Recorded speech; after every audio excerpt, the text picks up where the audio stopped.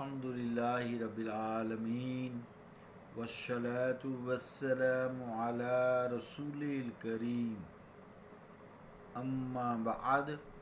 فاعوذ باللہ من الشیطان الرجیم بسم اللہ الرحمن الرحیم وعن ابن مسعود قال قال رسول اللہ صلی اللہ علیہ وسلم من حلف علی یمین صبر وهو فیہا فاجر یقتطع بها مال امرئ مسلم لقی اللہ یوم القیامہ وهو علیہ غضبان وانزل اللہ تصدیق ذلك ان الذین یشترون بعہد اللہ وایمانہم ثمنا قلیلا الی آخر الآیہ متفق علیہ صدق اللہ و صدق رسولہ الکریم۔ عزیزان گرامی قدر، السلام علیکم ورحمۃ اللہ وبرکاتہ۔ حدیث پاک کا ترجمہ یوں ہے، روایت ہے حضرت ابن مسعود سے، فرماتے ہیں فرمایا رسول اللہ صلی اللہ علیہ وسلم نے جو لزومی قسم پر حلف اٹھائے حالانکہ وہ اس میں جھوٹا ہو تاکہ کسی مسلمان آدمی کا مال مارے، تو وہ قیامت کے دن اللہ تعالیٰ سے اس حالت میں ملے گا کہ وہ اس پر ناراض ہوگا۔ تو اللہ تعالیٰ نے اس کی تصدیق اتاری کہ بے شک وہ لوگ جو اللہ کے عہد اور اپنی قسموں کے بدلہ تھوڑی قیمت خرید لیتے ہیں۔ الآخر مسلم و بخاری۔ عزیزان گرامی قدر، حلف جو ہے اس کا معنی ہوتا ہے، یہاں جو لفظ من حلف علی یمین صبر، من حلف علی یمین صبر، تو حلف کے معنی ہوتے ہیں یمین و قسم۔ صبر کا معنی ہوتا ہے روکنا۔ اب قسم کی بات ہوئی، یعنی جو قسم مدعی کے دعویٰ کو روک دے، قسم کھا کے اس کے دعویٰ کو روک دیا، جھوٹا ہے حالانکہ، جھوٹی قسم کھائی ہے،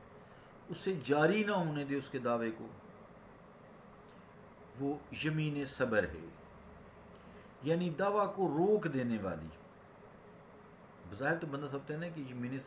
صبر والی قسم، لیکن اس کا معنی یہ سمجھے کہ صبر کا معنی روکنا ہوتا ہے، یمین کا معنی قسم۔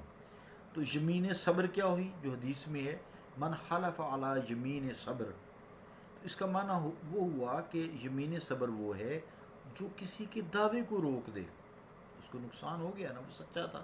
اور یہ جھوٹی قسم کھا کے اس نے روک دیا اس کے دعوے کو، ایسی قسم کو یمین صبر کہا جاتا ہے۔ بعض نے فرمایا کہ جھوٹی قسم یمین ہے، بعض کے نزدیک مضبوط قسم یمین صبر ہے، یعنی اختلاف بھی ہوتا ہے نا، وہ لفظ کی آپ دیکھیں نا، اس سے انسان کو ایک دم فوری کیا خیال آتا ہے۔ تو جس قسم کی بھی قسم ہو، جس قسم سے مدعی ترک دعویٰ پر مجبور ہو جائے، اپنا دعویٰ واپس لے لے، مقدمہ واپس لے لے، اس کا مقدمہ واپس ہو جائے، جیسے عرب میں نماز عصر کے بعد کی قسم، یا حضور کے ممبر اور روضہ مطہرہ کے پاس قسم،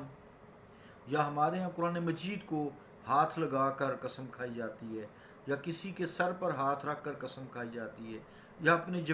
جوان بیٹے کا بازو پکڑ کر قسم کھائی جاتی ہے۔ مختلف جگہ کے مختلف رواج ہیں،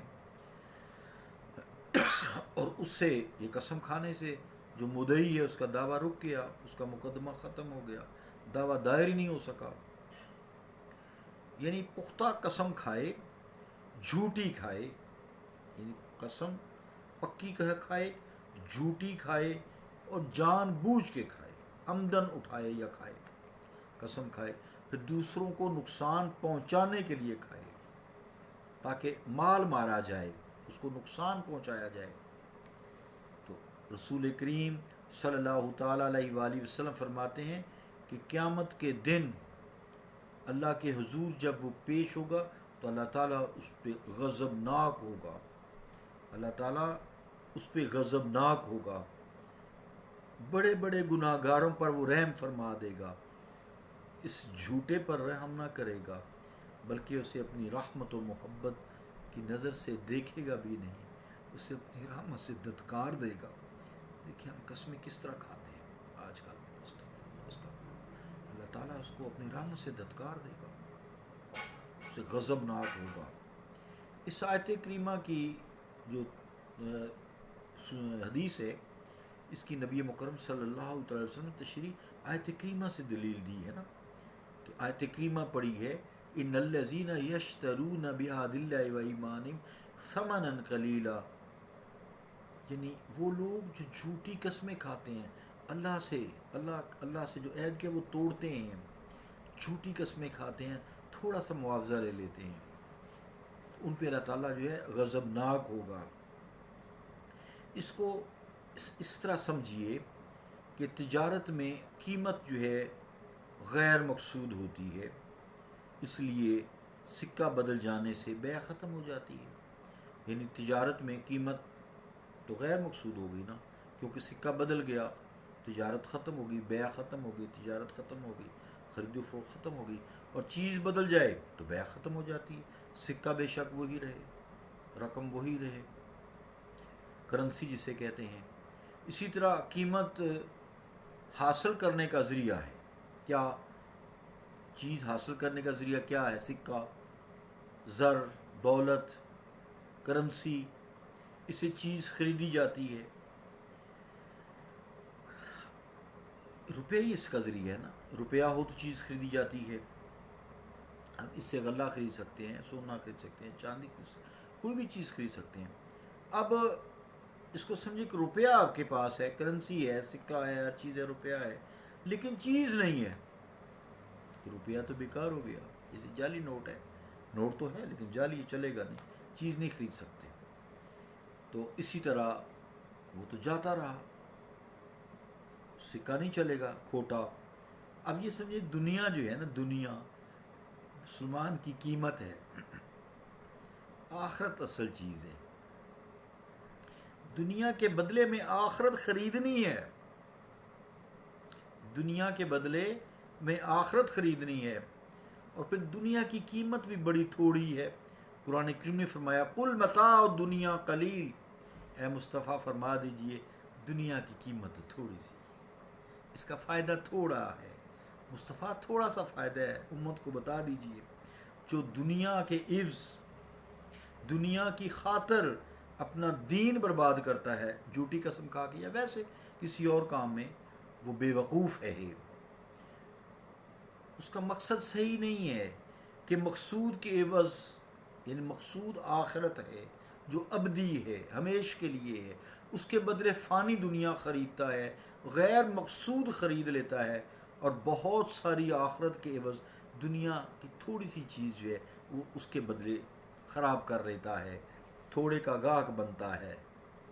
عزیزان گرامی قدر، اس حدیث پاک کو احمد اور باقی چار صحابہ نے اشعث ابن قیس اور ابن مسعود سے مرفوعاً روایت فرمایا ہے، رضی اللہ تعالی عنہم، صلی اللہ تعالی علی رسول خیر خلقہ محمد وعلی آلہ وصحابہ اجمعین برحمتک یا ارحم الراحمین۔